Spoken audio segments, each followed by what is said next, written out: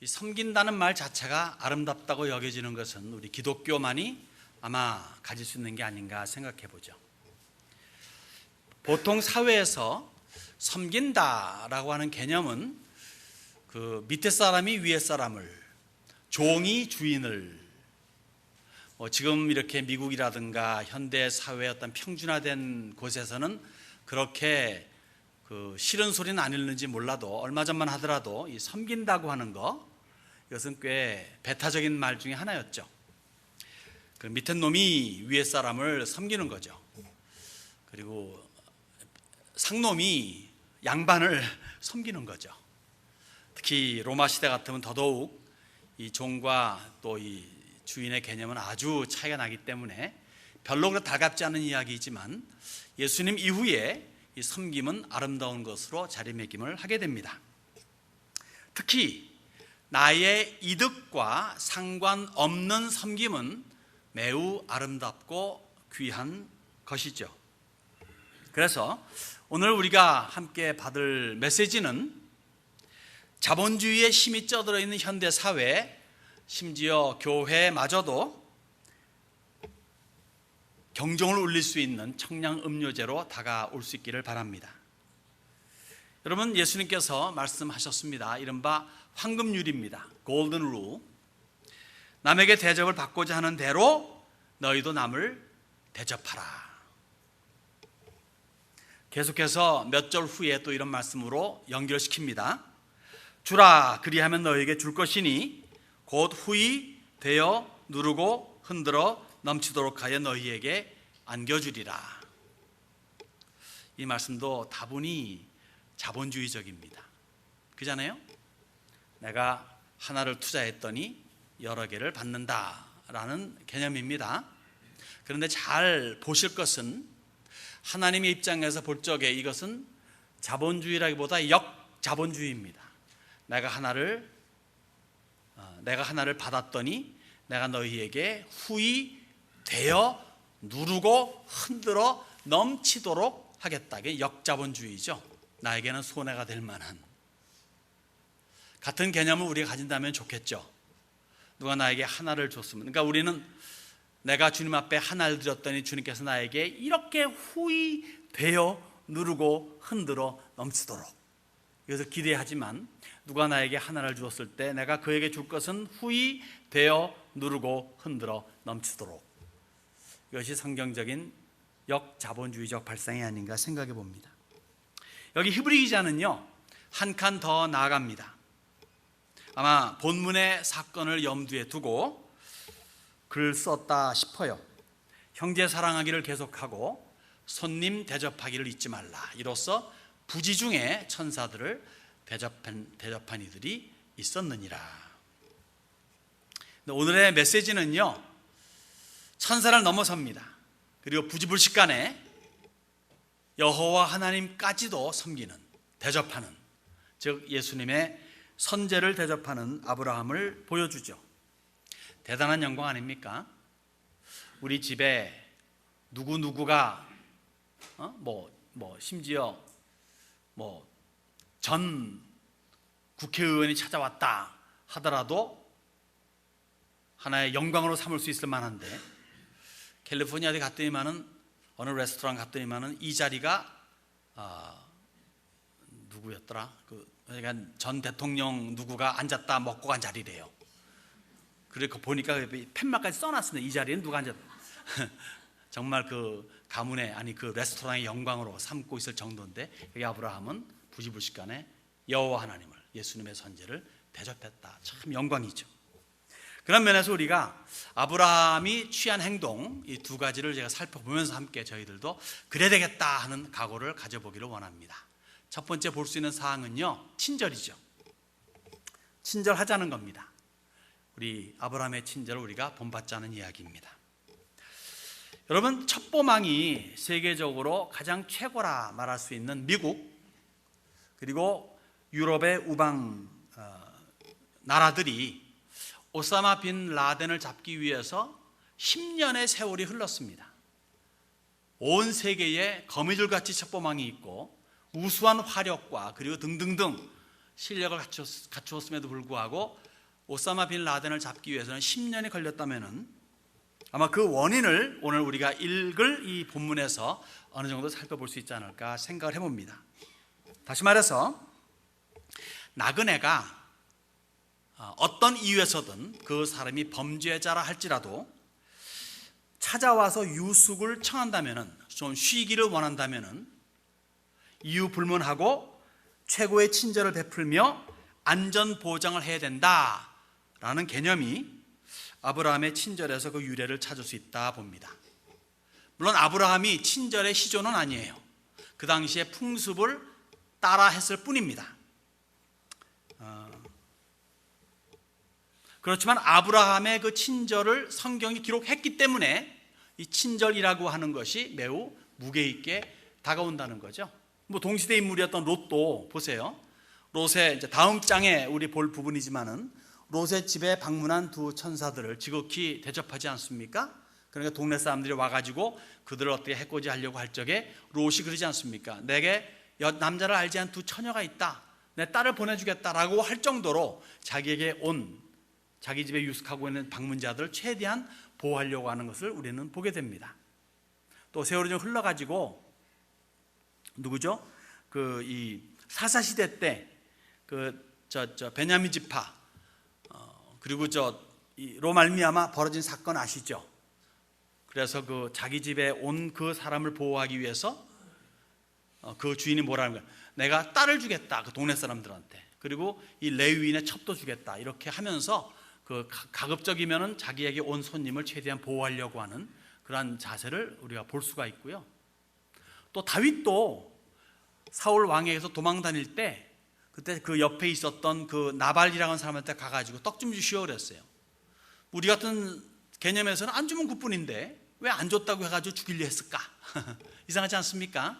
그러나 다윗으로서 뭐냐면 옆에 이웃하고 있는 우리고, 우리는 배고프다, 저 사람은 배부르다, 가가지고 먹을 것 좀 달라 하는 것은 당시 풍습으로서는 당연한 거였어요. 게다가 다윗은 또 그 사람을 보호해 준 입장이었거든요.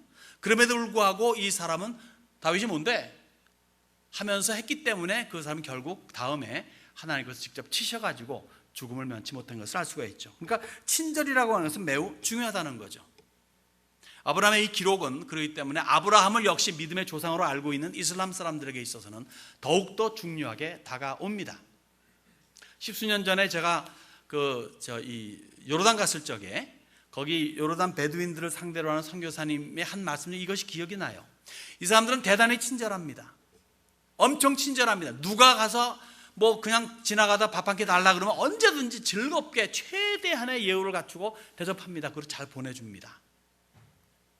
근데 이것이 그럴 때 그것을 우호적으로 잘못 생각해서 복음을 전하기 시작하면 그다음부터 사단 나요. 그들을 상대하고 그들에게 복음을 들어가기 위해서는 자기는 그러는, 나는 여기에 10년을 투자하겠습니다. 이 10년을 투자해서 한 사람의 영혼을 구원하면 자기는 이 사역에 성공했던 거 믿습니다 라고 저한테 말을 하더라고요. 그럴 정도로 엄청나게 이들은 친절을 중요시 여겨요. 신앙 관계없이 그들의 삶이요 또 그들의 어떤 그 구원받는 어떤 방책 중에 하나이기 때문에 그렇게 중요하게 여깁니다. 이러한 측면에서 우리가 아브라함이 이 외인들에게 친절을 베푸는 장면을 우선 우리가 살펴보기로 하겠습니다. 1절에서 8절 말씀까지 제가 읽겠습니다.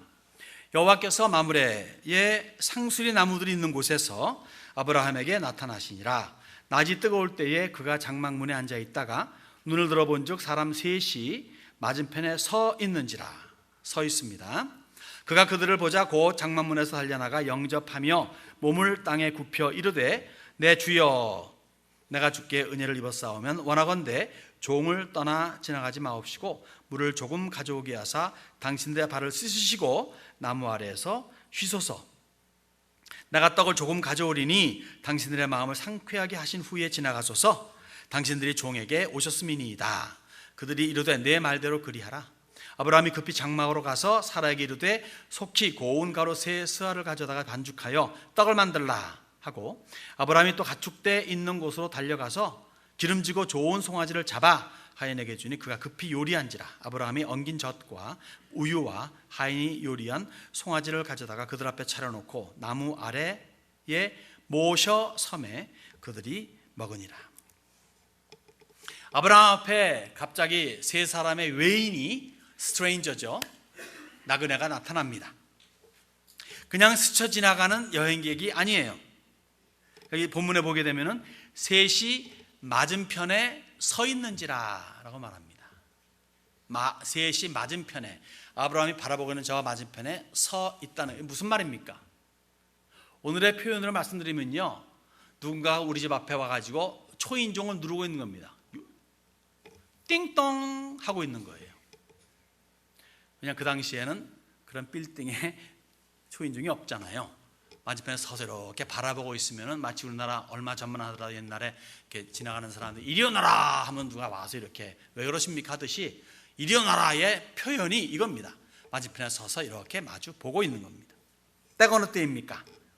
여기 날이 뜨거울 때라고 말합니다. 날이 뜨거울 때, 하루 중 가장 뜨거울 때죠. 그래서 일반 사람들은 쉬는 때입니다. 그때가 스페니쉬 말로는 시에스타라 그러잖아요. 낮에 12시, 2시간 쉰다, 더웁기도 하고 그 다음에 등등 해서 그런 식으로 여기 지금 쉴 때입니다. 정오에서 한 2-3시경이 아닐까 생각해 보죠. 그 시간에 만일 초인종을 누르는 나그네가 있다면 귀찮기도 해요. 나 쉴 때인데. 그렇지만 그때에 초인종을 누르는 사람이 있다면 매우 시급한 사람일 겁니다. 덥고 배고프고 지친 사람이라는 거죠. 그런 사람들은 특별히 잘 대접해야 하는 것이 당연한 풍습이에요. 여기 아브라함은 족장입니다. 족장. 수백 명의 일마마나 자기 사람들을 거느리고 있는 높은 사람이에요. 주변 사람들도 감히 어쩌지 못하는 귀한 존재입니다. 그렇기 때문에 예의상 풍습상 기꺼이 맞아들인 후에 하인들 시켜서 음식을 제공하면 되는 거예요. 그런데 여기 하는 행동을 보니까 그렇지 않습니다. 예의상 풍습상이 아니라 자기가 직접 앞에 나서서 음식 준비하는 것까지 진두지휘를 합니다. 90세가 된 사라에게도 여보 빨리 나와 빨리 밀가루를 빚어가지고 빨리 떡을 만들어, 이런 식으로 명령까지 내립니다. 그리고 직접 음식을 차리고 하인들 시켜서 음식을 만든다 한 다음에 그걸 들고 와가지고 그 다음에는 이 세 사람들에게 드시게 합니다. 그리고 자기는 종의 자세를 가지고 이 사람들이 음식 먹을 동안 그 옆에 서서 마치 종이 명령에 의하면 뭐든지 순종하였다는 자세로 옆에서 서서 기다리고 있는 겁니다. 여기 아브라함으로서는 할 수 있는 최고의 풍성한 그리고 재빠른 겸손한 종된 모습으로 나타나지고 있죠. 이 사람들이 누구인지 아브라함이 미리 알아챘기 때문일까요? 아마도. 그러나 이들을 모시는 사이에 처음에는 지나가는 과객이었거니 이 사람들을 잘 모셔야지 하는 마음의 발동이 있었을는가 몰라도 이들을 모시고 가까이 상대하는 가운데 이들이 그냥 보통 평범한 세 사람이 아니라 뭔가 비범함을 가지고 있는 신적 존재가 아닌가 하는 정도의 그러한 생각을 가지게끔 되지 않았을까 생각을 해봅니다. 여러분, 친절을 베푸는 일은 오늘도 중요합니다. 무엇보다도 그리스도의 이름으로 친절을 베푸는 일은 성도라면은 참으로 중요합니다. 냉수 한 잔에도 상이 있다 그러지 않습니까? 여러분, 예수님의 비유 중에도요, 친절을 베푸는 것이 천국과 지옥을 가르는 것이라고 표현하기도 해요. 이 장로교의 장점, 예수 믿으면 구원입니다, 한 번 구원은 영원한 구원입니다 하기 때문에 그것 때문에 이것이 하나의 블랭크 체크로 가지고 말이죠, 삶에 있어서는 차반, 그 앞에 개, 그렇게 살아가는 인생이 된다면 안 된다는 겁니다. 여러분, 마태복음 25장에 보면요, 오른편엔 누가? 양들이, 왼편엔 누가? 염소들이 있습니다. 이들에게 주님께서 똑같은 말씀을 하세요. 그 결과는 판이하게 다릅니다. 여기 오른편에 있는 양들에게는 천국을 유업으로 받을 자들이여 하면서 내가 배고플 때 너희들이 먹을 것을 줬고, 내가 추웠을 때 너희들이 입을 것을 주었고, 내가 목말랐을 때 너희가 마실 것 주었다라고 하면서 천국을 유업으로 받으라, 나와 함께 영원히 거하자라고 말씀하시고는 그 다음 돌이켜가지고 왼편에 있는 자들에게 뭐라 그럽니까? 염소들에게 뭐라 그럽니까? 이 저주받을 자들아, 마귀와 그의 추종자들 위해서 준비한 지옥으로 가라 하면서 내가 배고플 때 너희들 먹을 거 주지 않았고 하면서 그런 식으로 반대편의 말씀을 하십니다. 그러니까 이 두 사람 똑같이 말하지 않습니까? 두 편이 우리가 언제 그렇게 했습니까? 우리가 언제 안 했습니까? 이렇게 말합니다. 그러니까 여기 지극히 작은 소자에게 한 것이 나에게 한 것이다, 하지 않은 것이 나에게 안 한 것이다 라고 말씀하세요. 너희가 친절을 베풀지 않은 것, 친절을 베푼 것 때문에 천국과 지옥이 갈라진다는 거예요.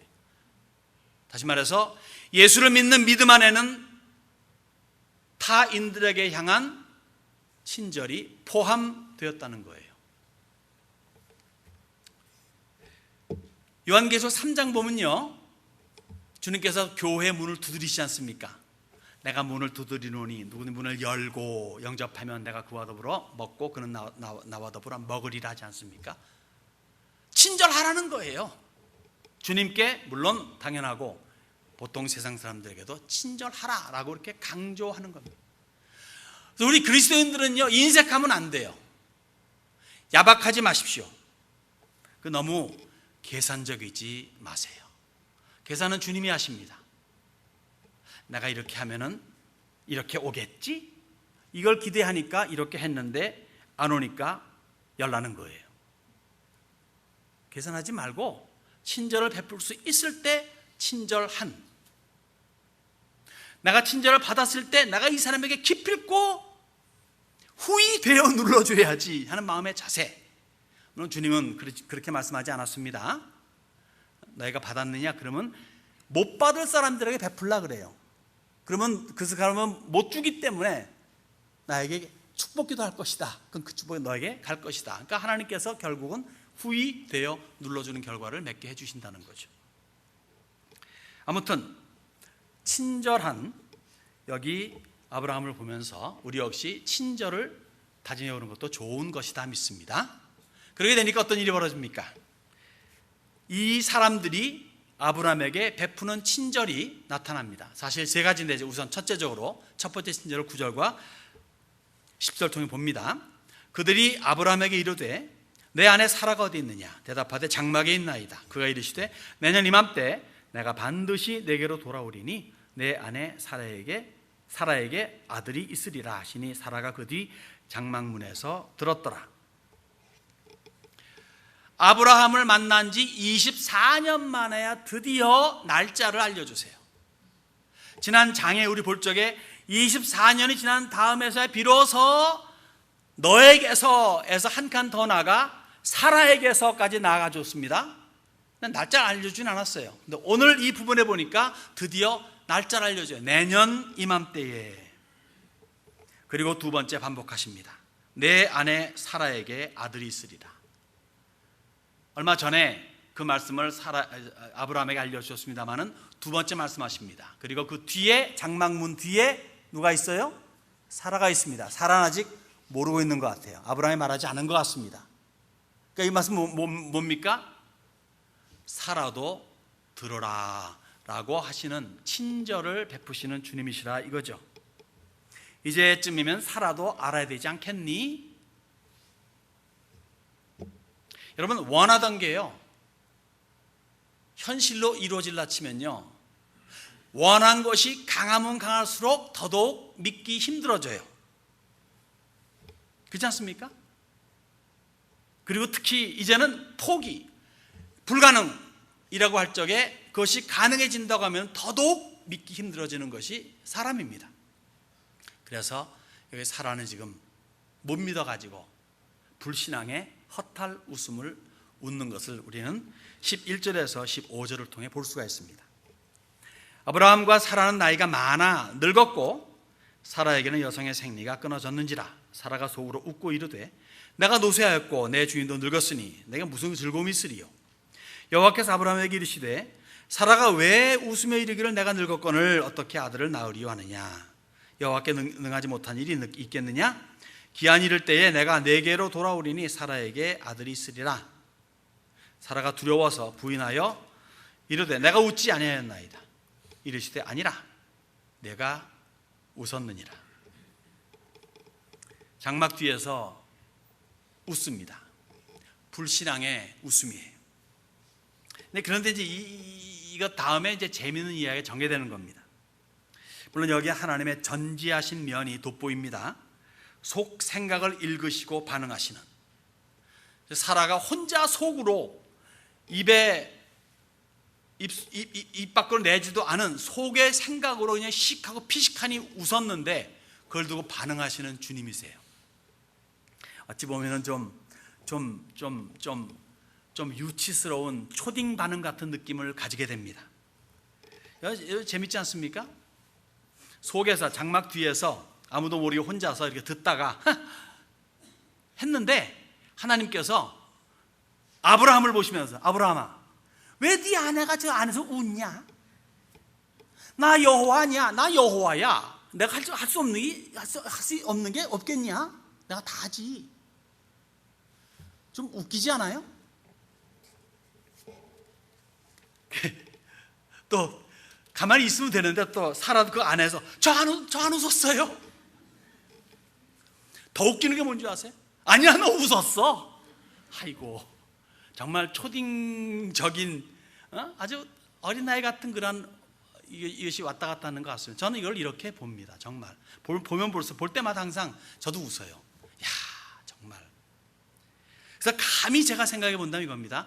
사라의 불신앙적인 표현이죠. 이 표현을 하나님께서는 이거를 개그로 승화시켰다는 거예요.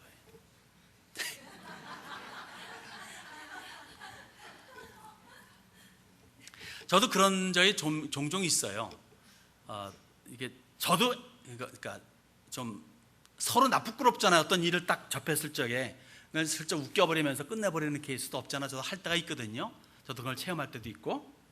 그래서 그런 측면을 생각을 해보는 겁니다. 얼마나 난처하겠습니까? 사라로서는. 그를 주님께서는 쓱 끌어안으실 적에 좀 웃기게 끌어안으셨다 싶어요. 오늘도 사실은 그렇게 다가오시는 하나님이 아니신가 생각해 봅니다. 우리의 불신앙, 우리의 허물, 우리의 잘못 등등을 용서해 주시는 것뿐만이 아니라 웃으시면서 체면조차도 세워주시는 분이시다. 여러분, 우리도 그랬으면 좋겠어요. 서로 간에 친절하되 상대의 부족과 허물까지도 감싸고 웃음으로 안아줄 수 있는 여유가 좀 있었으면 좋겠습니다. 아무리 팍팍한 사회를 할지라도, 아무리 사람과 사람과의 관계가 좀 옛날 같지 않다 할지라도 다만큼은 넉넉한 마음을 가지고 그러한 것들조차도 상대방의 어떤 그 불친절 내지 불신앙 내지 그런 것들조차도 개그를 포함해서 그냥 승화시킬 수 있는 그런 여유가 있었으면 어떨까 한번 그렇게 도전해 봅니다. 아멘이 안 나오네요. 감사합니다. 네, 친절해서 나쁠 거 없습니다. 이렇게 친절이 돌아옵니다. 그러면서 이제 아브라함에게 있어가지고 가장 중요한 여기 두 번째 액션을 우리가 보게 됩니다. 즉 도고하는 장면입니다. 도고는 남을 위해 기도하는 것, 우리가 흔히 아는 중보를 말합니다. 도고하는 장면을 우리가 16절에서 33절까지 읽게 되는데, 이제 잘 먹고 마시고 하신 다음에, 잘 드신 다음에 떠나가는 외인들을 전송하는 아브라함에게 여기 예수님께서는 엄청난 사실을 알려주시죠. 우리가 어디로 가는 길인지 아니? 우리 지금 소돔을 심판하러 간다. 왜 구태 알려주셔야 될까요? 하나님이 하시는 일을 인간이 알 필요가 있을까요? 소돔은 역시 아브라함도 별로 안 좋아하는 동네인데 단 한 가지 이유밖에 없지 않겠어요? 즉 롯을 생각하라는 이야기이죠. 누군가 기도해 줘야 내가 롯을 구원할 수 있지 않겠니? 이거입니다. 누가 아브라함 네가 해야 되지 않겠니? 이거예요. 하나님께서는 기도를 통해서 역사하십니다. 그래서 두 번째 이제는 판명된 예수님께서 베푸시는 친절을 보게 됩니다. 16절에서 21절까지 말씀을 보겠습니다. 그 사람들이 거기서 일어나서 소돔으로 향하고 아브라함은 그들을 전송하러 함께 나가니라. 여호와께서 이르시되 내가 하려는 것을 아브라함에게 숨기겠느냐? 아브라함은 강대한 나라가 되고 천하 만민은 그로 말미암아 복을 받게 될 것이 아니냐? 계속 반복해 주시는 거죠. 내가 그로 그 자식과 그 건석에게 명하여 여호와의 도를 지켜 의와 공도를 행하게 하려고 그를 택하였나니 이는 나 여호와가 아브라함에게 대하여 말한 일을 이루려 함이니라. 멋있습니다. 나 여호와가. 와, 정말 대단하지 않습니까? 여호와께서도 이르시되 소돔과 고모라에 대한 부르짖음이 크고 그 죄악이 심히 무거우니 내가 이제 내려가서 그 모든 행한 것이 과연 내게 들린 부르짖음과 같은지 그렇지 않은지 내가 보고 알려 하노라. 이제는 확실히 알게 된 외인의 정체입니다. 자기가 누군지 깨닫게 된 아브라함에게 굳이 이제는 우리 예수님께서 숨기실 필요가 없습니다. 이제 자기의 정체를 밝히면서 아브라함에게 온 목적을 알려줍니다. 내가 여기 두 천사와 더불어 너에게 온 것은 우리가 배고파서 더워서 지쳐서 온 것도 아니다. 소돔을 심판하러 왔다. 너도 알고 있지 않니? 그들의 죄악이 얼마나 지독한지 하늘까지 사무쳤다. 그래서 은연중에 암시하는 바는 이겁니다. 다시 말해 거기에 네 조카가 있지 않니? 롯도 함께 심판받아야 될까? 함께 죽게 내버려 두겠니? 네가 뭔가 좀 해야 될 것 같지 않니? 라고 하시는 것을 은연중에 암시하고 있다 싶어요. 정말로 사려 깊은 주님의 말씀이십니다. 직접적으로 내가 심판을 하는데 내가 롯을 구원하거든 너 기도할래 안 할래? 이것보다도 아브라함으로 하여금 자기가 스스로 이야기하게끔 그렇게 하시는 겁니다. 그래서 겉보기에는 아브라함이 곧 이어서 그러면 안 되죠, 그러면 안 되죠 하면서 이렇게 저렇게 부탁하는 것이 마치 아브라함이 자발적으로 하는 것 같지만 사실은 하나님께서 그렇게 하게끔 상황을 유도해 가신 거예요. 오늘도 마찬가지입니다. 기도를 통해서 역사하시는 주님이십니다. 기도하길 마냥 기다리시는 것이 아니라 기도하게끔 상황과 환경을 그렇게 만들어주시는 주님이시기도 합니다. 그래서 살다 보면 여러분들 힘든 일 당할 때도 있죠. 영어로 You learn it hard way란 말이 있습니다. 꼭 어렵게 돼야만 배운다. 쉽게 배우는 방법은 드물다 이거죠. 잘 나가고 편할 때 그때 좀 주님 하는 게 아니라 보통 때는 그저 주님과 별로 상관없이 살다가 힘든 일, 어려운 일, 괴로운 일 내지는 무슨 망할 일 닥치게 되니까 주여 하는, 물론 그러한 것도 하나의 환경으로 주님이 이끌어 가시는 방법 중에 하나예요. 그럼에도 불구하고 하나님 안 찾으면 야단이죠. 여기 주님께서는 그렇게 우리를 그렇게 인도해 나가세요. 이렇게 저렇게 하면서 너 나한테 기도해야 되지 않니? 기도해야 내가 역사하지 않니? 기도 나는 내가 어떻게 하겠니? 하시는 주님의 음성을 우리가 들을 수가 있어야 되겠습니다. 그렇게 할 수 있도록 우리 속에서 누가 탄식하시면서 우리를 위해 대신 중보 기도해 주십니까? 누구? 성령 하나님이시죠. 하나님 보좌 우편에서 우리를 위해서 중보하시는 분 또 한 분 계시면 누굽니까? 예수님이시죠. 예수님께서, 성령께서 우리 속에서 더 보좌 우편에서 우리를 위해 중보하신다 이거예요. 왜 합니까? 우리로 하여금 주님 앞에 기도로 나아가서 삶을 더욱더 풍요롭게 하고 그리고 많은 문제들을 해결해 나가기 위해서입니다. 이것이 주님께서 아브라함에 베푸시는 두 번째 친절이죠. 너 이렇게 해야 되지 않냐? 유도해 나가시는 거예요. 그러니까 드디어 아브라함이 도구하는 장면이 22절에서 32절까지 있습니다. 읽겠습니다. 그 사람들이 거기서 떠나 소돔으로 향하여 가고 아브라함은 여호와 앞에 그대로 섰더니 아브라함이 가까이 나아가 이르되 주께서 의인을 악인과 함께 멸하리라 하시나이까? 그 성중에 의인 50명이 있을지라도 주께서 그것을 멸하시고 그 의인 50명을 위하여 용서하지 아니하시리이까? 주께서 이같이 하사 의인을 악인과 함께 죽이시면 부당하오며 의인과 악인을 같이 하심도 부당하니이다. 세상을 심판하신 이가 정의를 행하실 것이 아니니까. 그렇사합니다. 여호와께서 이르시되 내가 만일 소돔 성읍 가운데서 의인 50명을 찾으면 그들을 위하여 온 지역을 용서하리라. 여기 온 지역은 소돔, 고모라 등 5성읍을 다 말하는 겁니다. 아브라함이 대답하여 이르되 나는 티끌이나 재와 같사오나 감히 죽게 아뢰나이다. 50 의인 중에 5명이 부족하다면 그 5명이 부족함으로 말미암아 온 성읍을 멸하시리이까? 이르시되 내가 거기서 45명을 찾으면 멸하지 아니하리이다. 아브라함이 또 아뢰어 이르되 거기서 40명을 찾으면 어찌하려 하시나이까? 이르시되 40명으로 말미암아 멸하지 아니하리라. 아브라함이 이르되 내 주여 노하지 마시옵고 말씀하게 하옵소서. 거기서 30명을 찾으시면 어찌하려 하시나이까? 이르시되 내가 거기서 30명을 찾으면 그리하지 아니하리라. 아브라함이 또 이르되 내가 감히 내주게 하려나이다. 거기서 20명을 찾으시면 어찌하려 하시나이까? 이르시되 내가 20명으로 말미암아 그리하지 아니하리라. 아브라함이 또 이르되 주는 노하지 마옵소서. 내가 이번만 더 아뢰리이다. 저기서 10명을 찾으시면 어찌하려 하시나이까? 이르시되 내가 10명으로 말미암아 멸하지 아니하리라. 한두 번 말하면 됐죠. 두세 번, 서너 번 말하면 신경질하지 않겠어요? 됐다, 그만해라! 이러실 만도 한데 그렇게 안 하시고 그래? 30명으로 말미암아 나 용서할게. 20명 용서할게. 1명 용서할게. 그렇게 말씀하십니다.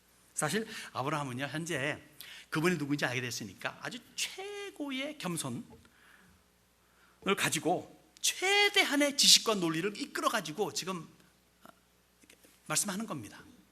주님 정의로우신 분 아니겠습니까? 주님 은혜로운 분 아닙니까? 혹시 거기에서 하면서 지금 온갖 그 최대한의 방법으로 지금 도구하는 장면입니다. 분명히 주님께서는 빙그레 웃으시면서 그래 그렇게 하마, 그래 그렇게 할게, 그래 좋지, 오케이 하셨습니다. 10명까지 내려갔죠. 똑같은 자세로 그래 그렇게 할게. 아마도 하나님께서는 한 명까지 내려가시기를 원하지 않았나 생각도 들어요. 아무튼 10명에서 끝났습니다. 저는 그게 그 10명까지 내려간 게 사람이 할 수 있는 최대한의 한도라고 믿습니다. 당시의 통념으로서는요, 10이라는 숫자는 가장 작은 단위, 가장 작은 유닛을 말합니다. 개인을 떠나서 어느 한 유닛을 말하게 되면 가장 작은 유닛은 10이에요. 그리고 보다 한 칸 더 커서 한 사회, 한 집단을 이룸에 있어가지고 가장 작은 숫자는 100입니다. 그래서 지금 아브라함은 100의 반을 시작하는 거예요. 절반으로. 일단 말하고 보니까, 그래서 성읍이 사실 뭐 본문에는 없지만은 5성읍입니다. 제가 여러 번 말씀드린 적이 있는데 소돔과 고모라, 아드마, 스보임, 그리고 소알입니다. 이 5성읍이 있는데 이 5성읍 중에서 얼마나 많은 숫자, 아마 수천 명은 있었으리라 생각이 들어요. 그런데 거기에서 10명 이하로 내려가면 사람이 아니죠. 그래도 50명이라고 하는 숫자에서 그래도 내려가면 그래도 자기 모든 그 체면을 다 접어버리고 부탁한 거니까 10명 이하는 내려갈 수가 없다는 거죠. 그것이 사람의 한도라는 겁니다. 그런데 그 한도 역시 하나님의 영원한 작정을 이루는데 사용된다는 거죠. 다시 말해 최대한으로 애썼다, 수고했다. 그 다음부터 내가 알아서 할게, 내 몫이다, 이거예요. 우리 역시 마찬가지입니다. 우리 전능하지 않아요. 우리 전지하지 않아요. 그렇기 때문에 우리가 할 수 있는 한 최대한도로 하고, 안 하는 게 아니라 주여 당신의 섭리가 있고 당신의 주권이 있으니 알아서 하시옵소서 하는 게 아니라 나는 내가 할 수 있는 한 최대한도로 하고 그 나머지는 주님께 맡기는 신뢰와 겸손함이 있어야 된다는 거죠. 그럴 때 주님께서 기뻐하시는 겁니다.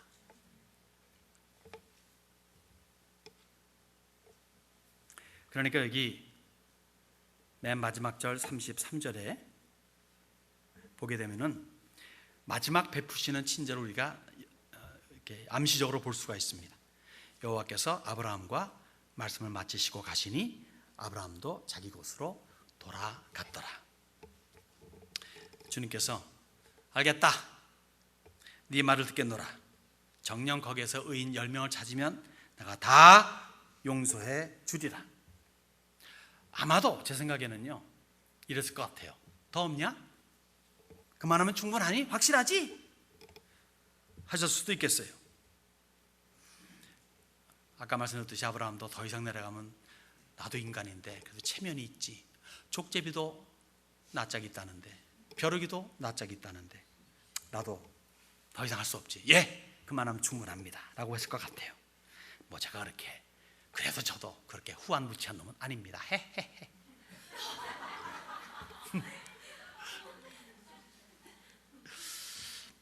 여기에서 우리는 사람의 책임과 하나님의 주권을 우리가 살펴볼 수가 있습니다. 아주 사람이 할 수 있는 것, 사람의 책임, 내가 해야 되는 것, 그 하나님께서 주권적으로 역사하시는 것이 멋진 조화를 이룬다고 저는 봅니다. 서로의 만족이에요.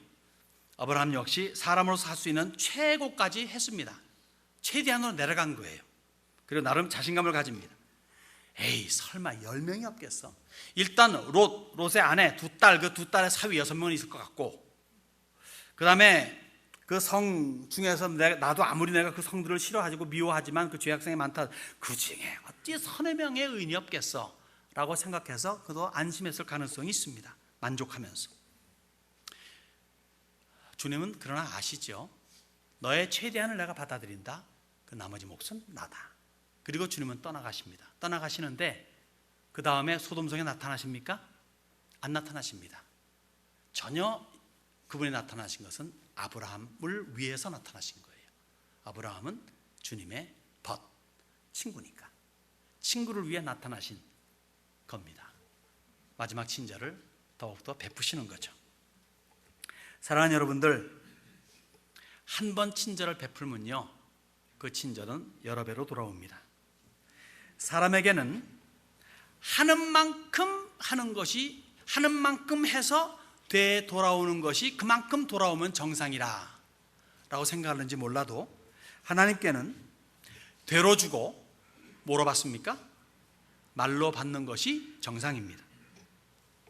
자, 그래서 반복해서 다시 한번 제가 읽어드리겠습니다. 처음 읽었던 거. 주라, 그리하면 너희에게 줄 것이니 곧 후히 되어 누르고 흔들어 넘치도록 하여 너희에게 안겨주리라. 내가 주님께 드렸더니 주님이 그렇게 주신다면, 나 역시 주고 그 다음에 받는 것은 어떻게 됩니까?